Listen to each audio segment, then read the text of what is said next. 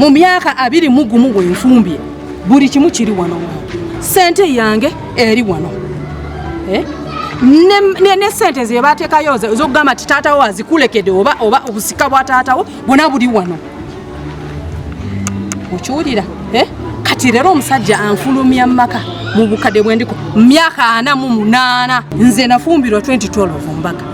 2014 n'atandika n'oyo omukazi n'atandika okuzaala mu 2014 nakweka omwana nakweka after 2 years we namanya ati omusajja alina mukyala omulala okitegeera yazzadde n'okuzaala okiwulira kati ali mu nzalo yakuna yazzadde ne mwami wange kati ono mwami tutandise buto tuvudde wala okutuuka saawa zino ati angoba ne mumaka n'agaleetamu omukazi omulala nenfuluma ne ono ku garagi nkyala ayimiriddeawo nemugamba nnyabo nze sikumanyi gwe nkimanyi omumanyi nnyo bati nze sikumanyi kyononya mu maka gange buli kaseera kiki omukazi yankwatira bwati nanyeenya mutwe nangamba eggwe nnyabo malaaya gwe mbizi gwe mbagwe osobola kumbuuza bigambo ng'ebyo nze wano wange nemugamba niye kugamba wano uwo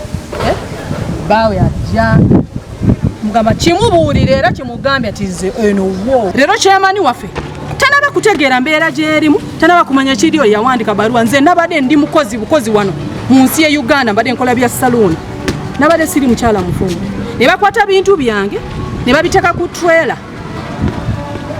ne babiweereza gye babiweereza simanyiyo ensonga sirabangako baluwa chairman yawandika baluwa yawandikira custom ye Kenya ganonge makagange kuba omulanga abamateeka bonna abakyala abakikirira mu olukiiko lw'abakyala bafulume bayambe bafulume bayambe ministries of gender and labor oyo mukazi Katonda yamugjawo era tagenda kuddawo nze sizimangako naye enjo gwe byonna byayogedde musabe ekintu kimutwe passport yo okuva 2007 mpaka kati